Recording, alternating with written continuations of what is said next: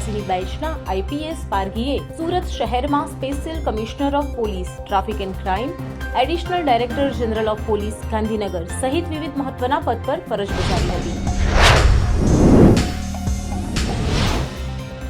ગુજરાત તરફથી પ્રયાગરાજ મહાકુંભ માટે વિશેષ સેવા રૂપે વોટર એમ્બ્યુલન્સને શનિવારે ગાંધીનગરથી પ્રયાગરાજ રવાના કરવામાં આવી હતી.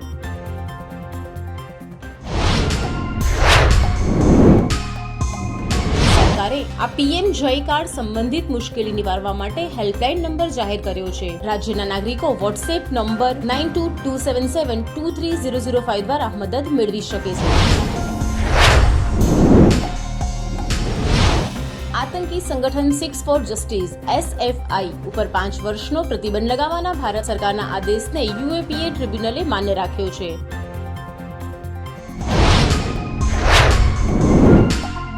કેનેડાએ ઇમિગ્રેશન અંગે મોટો નિર્ણય લીધો છે. કેનેડામાં વસતા સંતાનોના માતા-પિતા અને દાદા-દાદીના PR સ્પોન્સરશિપ હાલ સ્થગિત કરવાનો નિર્ણય લેવાયો છે, જેનાથી અનેક ગુજરાતીઓ અને ભારતીયોને મોટી અસર થશે.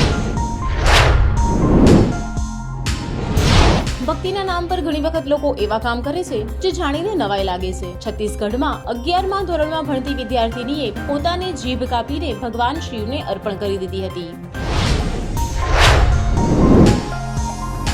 દિલ્હીમાં થોડા સમયમાં યોજાનાર વિધાનસભા ચૂંટણી માટે ભાજપે 29 ઉમેદવારોની પહેલી યાદી જાહેર કરી છે. આમ આદમી પાર્ટી અને કોંગ્રેસ તેમની પ્રથમ યાદી અગાઉ જાહેર કરી ચૂક્યા છે.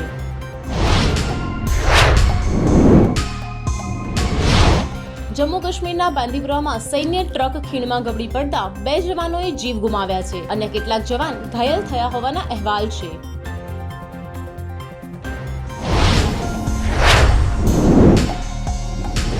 દિલ્હીમાં મહિલાઓને ઓનલાઈન ફસાવીને તેમને બ્લેકમેલ કરનારો અપરાધી પકડાયો છે. તુષારસિંહ બિસ્ટ નામના 23 વર્ષના આ બદમાશે 700 મહિલાઓને ફસાવી હોવાનું પોલીસે જણાવ્યું હતું.